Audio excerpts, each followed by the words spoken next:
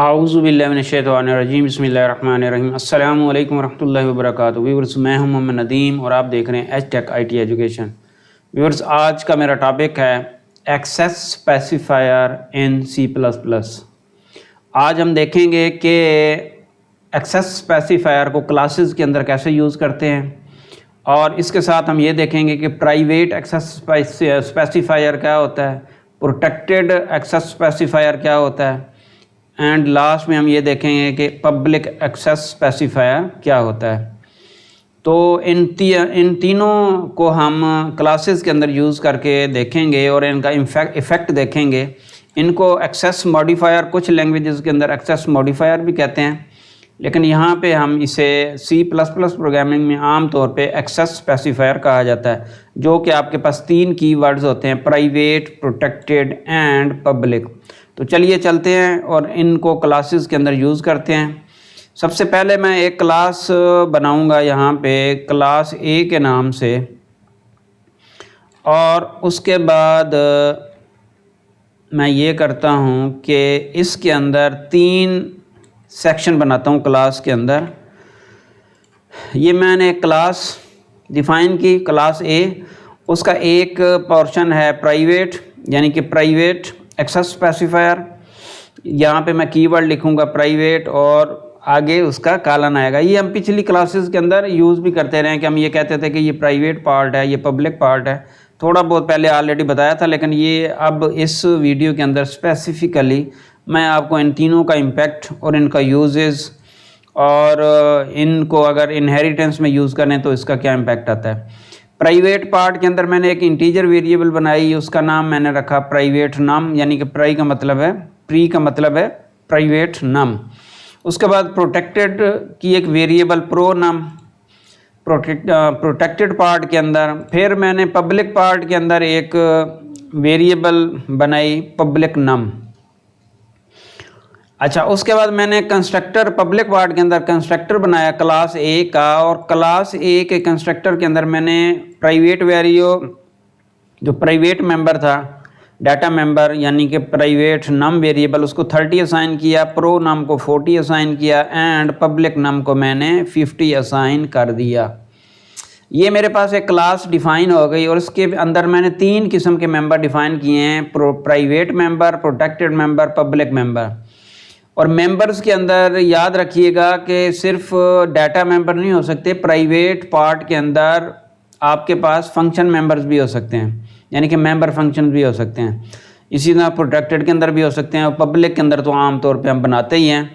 आम तौर पे ज़्यादातर जो है वो पब्लिक के अंदर ही फंक्शन रखे जाते हैं, प्राइवेट के अंदर हम उसके अंदर डाटा रखते हैं। लेकिन ये ज़रूरी नहीं हर केस में ऐसा हो, इसे चेंज भी किया जा सकता है, लेकिन नॉर्मली ऐसे ही किया जाता है कि प्राइवेट पार्ट के अंदर जो है वो प्राइवेट डाटा रखा जाता है और पब्लिक के अंदर आमतौर पे फंक्शन रखे जाते हैं। अच्छा, ये मेरे पास एक क्लास बन गई।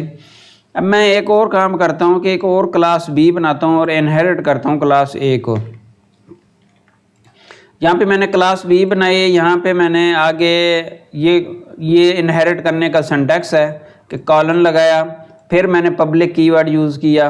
अब ये देखें, पब्लिक जो एक्सेस स्पेसिफायर था वो देखें इधर क्लास के अंदर भी यूज़ कर रहे हैं, और जब हम इनहेरिट कर रहे हैं तो वहाँ पे भी यूज़ कर रहे हैं। तो ये जो आपके पास ये कीवर्ड पब्लिक है, ये यूँ कह लें कि ये मल्टीपर्पज़ है और इसको मुख्तलिफ इसी तरह स्ट्रक्चर के साथ भी यूज़ किया जा सकता है।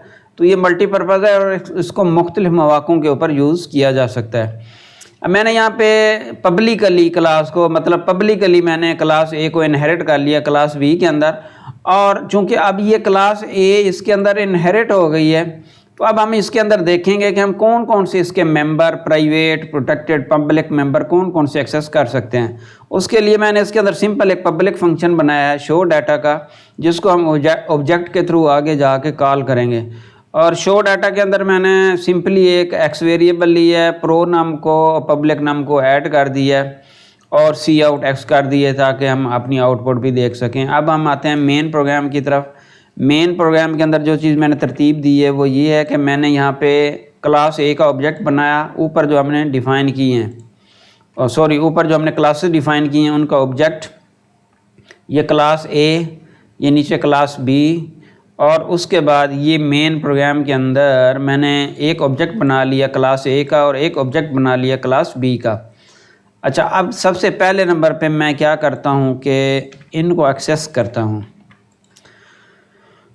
अच्छा, अब ये देखें, सबसे पहली बात तो ये है कि इधर ही चीज़ आपकी क्लियर हो जाएगी कि जब मैं ऑब्जेक्ट ए का यानी कि क्लास ए का भी इनहेरिट की बात ही नहीं हुई, ऑब्जेक्ट ए के प्राइवेट नंबर को, ये जो हमने प्राइवेट नंबर यहाँ पे डिफाइन किया है, इसको ऑब्जेक्ट के थ्रू अगर एक्सेस करने की कोशिश कर रहा हूँ तो एरर थ्रो हो गया। और वो ये एरर ये है कि मेंबर यानी कि आगे पूरा उसका ये एड्रेस है क्लास ए के अंदर प्राइवेट नंबर जो है डिक्लेयर्ड एट लाइन 15, उसने लाइन भी बताई, इज़ इन एक्सेसिबल, मतलब ये एक्सेसिबल नहीं है। रीज़न क्या है कि हमने जो एक्सेस स्पेसिफायर वहाँ पे स्पेसिफाई किया है उसकी रीज़न की वजह से ये एक्सेसिबल नहीं है, क्योंकि ये प्राइवेट पार्ट है। अच्छा, ये प्राइवेट डाटा मेंबर है। अब दूसरे नंबर पे प्रोटेक्टेड है। प्रोटेक्टेड के केस में भी देखें, अभी मैं इनहेरिटेंस के ऊपर नहीं आया, अभी मैं आपको सिर्फ एक नॉर्मल क्लास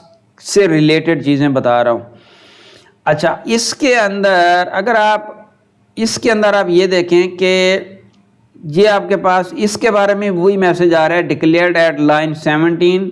ये लाइन 17 के अंदर ये आपने लाइन 17 पे जो आपने ये प्रोटेक्टेड वेरिएबल डिक्लेयर की थी, यानी प्रोटेक्टेड डाटा मेंबर क्लास का डाटा मेंबर जो डिक्लेयर किया था वो भी इनएक्सेसिबल है, यानी कि एक्सेसिबल नहीं है। अच्छा, इसका मतलब ये हुआ कि यहाँ से ही क्लियर हो गया कि जो आपके पास प्राइवेट डाटा मेंबर हैं वो भी क्लास से बाहर, चाहे ऑब्जेक्ट क्रिएट कर लें, क्लास से बाहर वो एक्सेसिबल नहीं है। हाँ, क्लास के अंदर हो सकते हैं। इसी तरह प्रोटेक्टेड मेंबर जो हैं वो भी क्लास से बाहर एक्सेसिबल नहीं है। क्लास से बाहर मतलब ये कि उनका चाहे आप ऑब्जेक्ट भी क्रिएट कर लें, आप ऑब्जेक्ट के थ्रू भी क्लास के बाहर मेन प्रोग्राम के अंदर जाके उनको एक्सेस नहीं कर सकते। तो ये अब अगर मैं इसको कमिट कर दूं, यानी कि अपने प्रोग्राम में से इसको हटा दूं, तो पब्लिक मेंबर जो है वो एक्सेसिबल है। अब ये एक्सेसिबल है और ये यहाँ पे इसकी वैल्यू प्रिंट हो सकती है। और इसको एग्जीक्यूट करके मैं चेक करा देता हूँ आपको। अच्छा जी, प्रोग्राम हमारा एग्जीक्यूट हो रहा है। एग्जीक्यूट होने के बाद हम देखते हैं कि इसकी आउटपुट जो है वो क्या आती है। ठीक है जी, तो आउटपुट पे चलते हैं और देखते हैं कि इसकी आउटपुट क्या आती है। अच्छा, अभी ये क्लास डिक्लेयर हो गई। अच्छा जी, दूसरा ऑब्जेक्ट क्रिएट हुआ, फिर वो कॉल हुआ। अब ये देखें, नीचे जो ही मैंने ये स्टेटमेंट एग्जीक्यूट की है तो यहाँ पे 50 प्रिंट हो गया। मतलब ये है 50 हमने साइन की थी पब्लिक मेंबर को, पब्लिक डाटा मेंबर को, और उसकी वैल्यू 50 साइन की थी, तो वो यहाँ पे डिस्प्ले हो गया। अच्छा, ये तो ये चीज़ हो गई। अच्छा, अब उसके बाद हम आते हैं कि अगर मैं ये वाले मेंबर्स, अभी हमने बात की है कि प्रोग्राम से बाहर अगर एक्सेस करूं मैं इन मेंबर्स को, अभी 3 मेंबर्स की बात हो रही है। मैं 3 कंसेप्ट बताने जा रहा हूं आपको क्लास के अंदर, private part, protected part and public. यानी कि प्राइवेट एक्सेस स्पेसिफायर अगर यूज़ करें, प्रोटेक्टेड एक्सेस स्पेसिफायर यूज़ करें या पब्लिक एक्सेस स्पेसिफायर यूज़ करें तो उनका क्या इफेक्ट आता है। मेन प्रोग्राम के अंदर हमने देख लिया सिर्फ पब्लिक एक्सेसिबल है, ना ही तो प्राइवेट एक्सेसिबल है और ना ही प्रोटेक्टेड एक्सेसिबल है। अब मैं ये करता हूँ कि मैंने इस क्लास को इनहेरिट किया। इनहेरिट करने के बाद मैंने अब इस फंक्शन के अंदर, यानी कि क्लास ए के मेंबर्स को इस फंक्शन के अंदर मैं एक्सेस करने की कोशिश करता हूँ। पहले नंबर पे मैंने स्टेटमेंट लिखी है। वो स्टेटमेंट ये है कि मैं प्राइवेट नंबर को, प्रोटेक्टेड नंबर को और पब्लिक नंबर को यहाँ पे ऐड करता हूँ। तो ये देखें, इन दो के एरर, तो इन दो के ऊपर तो कोई एरर नहीं है, लेकिन प्राइवेट के ऊपर फिर एरर आ गया। और वो ये कहता है कि क्लास ए के अंदर जो आपने डाटा मेंबर डिफाइन किया है, private number declared at line 15 is inaccessible, मतलब आप उसको एक्सेस नहीं कर सकते। तो इसका मतलब ये हुआ कि जब आप इनहेरिट कर रहे होंगे तो उस केस में आपका पब्लिक तो खैर हर जगह हो, पब्लिक तो यूं समझे कि पब्लिक ही है, वो मेन प्रोग्राम के अंदर भी एक्सेस हो जाएगा, वो तो इधर भी एक्सेस हो जाना चाहिए। अलबत्ता यहाँ पे एक ख़ास बात और ये है कि प्रोटेक्टेड मेंबर जो है वो क्लास के अंदर हम यूज़ कर सकते हैं, मेन के अंदर यूज़ नहीं कर सकते, क्लास के अंदर हम इसको यूज़ कर सकते हैं। तो यही वजह है कि हम इसको यहाँ पे यूज़ कर सकते हैं। तो ये इस लाइन को अगर मैं हटा दूँ तो उसके बाद अगर सिर्फ प्रोटेक्टेड मेंबर और पब्लिक मेंबर को एक्सेस करूँ तो फिर ये एक्सेसिबल है और इसको हम एग्जीक्यूट भी करके देख सकते हैं। और वो कैसे एग्जीक्यूट करके देख सकते हैं, ये मैं नीचे प्रोग्राम के अंदर यहाँ पे एक ऑब्जेक्ट क्रिएट करता हूँ किसका, बी का, और बी के थ्रू ये कॉल करता हूँ और कॉल करके ये हटा देता हूँ, सारा ये भी हटा देता हूँ और जस्ट ये कॉल करते हैं और कॉल करके देखते हैं कि इसका क्या इफ़ेक्ट आता है, क्या ये एक्सेसिबल है कि नहीं है। तो उम्मीद है कि ये चीज़ आप अभी ये प्रैक्टिकली देखेंगे तो पूरे का पूरा कंसेप्ट आपका क्लियर हो जाएगा। एक्सेस स्पेसिफायर ये थोड़ी सी कंफ्यूजिंग चीज़ होती है, लेकिन मैं इंशाल्लाह एक ऐसे अंदाज में आपको बताने जा रहा हूँ कि आपका अच्छा ये इस दौरान कि ये प्रोग्राम रन हो, आपसे रिक्वेस्ट है कि अभी तक अगर आपने चैनल सब्सक्राइब नहीं किया तो चैनल सब्सक्राइब कर लें, और अगर आप इस तरह का अच्छा कंटेंट मज़ीद रिसीव करना चाहते हैं तो चैनल सब्सक्राइब करके बेल आइकन प्रेस कर लें ताकि आपको ये कंटेंट मिल सके। अच्छा जी, हम आते हैं अपने पॉइंट की तरफ। Show data. अब शो डाटा जब मैंने किया तो 90 रिज़ल्ट आया। 90 क्यों रिज़ल्ट आया जी?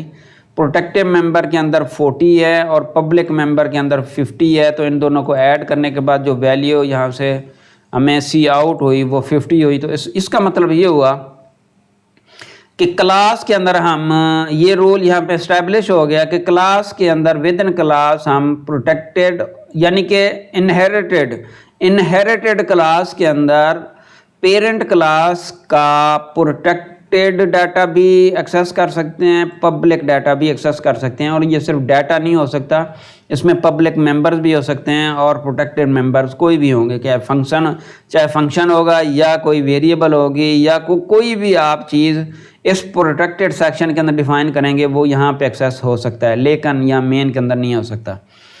अच्छा, अब ये सारी चीज़ें करने के बाद मैंने आपके लिए ना एक छोटा सा चार्ट बनाया है, उस चार्ट को मैं सामने रखता हूँ और सामने रखने के बाद मैं आपको बताता हूँ कि अब जो सीन बन रहा है वो एक्सेस स्पेसिफायर का वो क्या बन रहा है।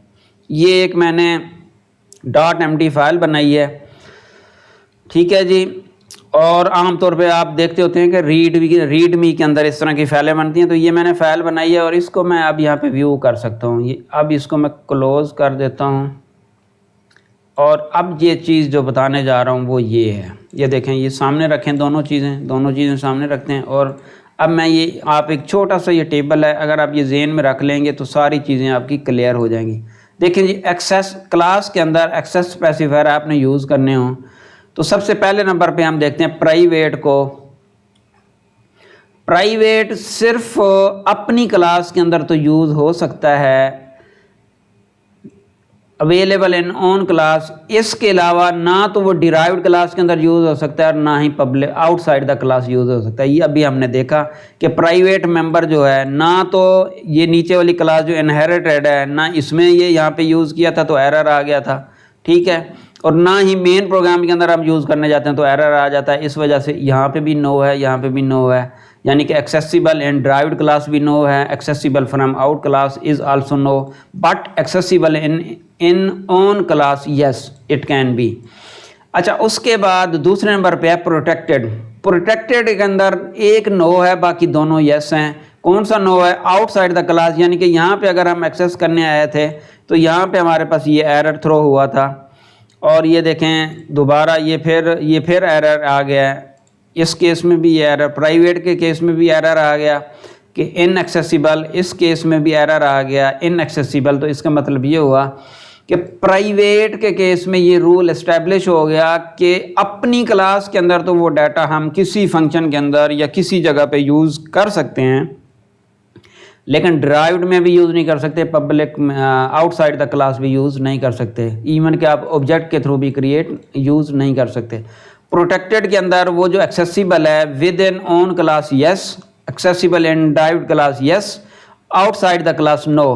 पब्लिक के केस में हमेशा आप यूँ यूज़ अपना जहन में रखिएगा कि पब्लिक हमेशा पब्लिक ही होता है। कोई चीज़ पब्लिक कर दी जाए तो मीन एक्सेसिबल फ्राम एनीवन, तो वो आपके पास ऑन क्लास में भी हो सकती है, ड्राफ्ट क्लास में भी एक्सेस हो सकती है, आउटसाइड द क्लास भी एक्सेस हो सकती है। तो ये तो था जी आपका एक छोटा सा एक lecture access specifier using in a class. तो उम्मीद है कि आपको ये आज की वीडियो पसंद आई होगी। तो एंड पे दुआ है कि अल्लाह ताला हम सब के हलाल रिज़्क़ में बरकत अता फरमाए और अल्लाह ताला अपने सिवा किसी का मोहताज ना करे। इन दुआओं के साथ अल्लाह हाफ़िज़, मिलेंगे अगली वीडियो में। अब टिल देन अल्लाह।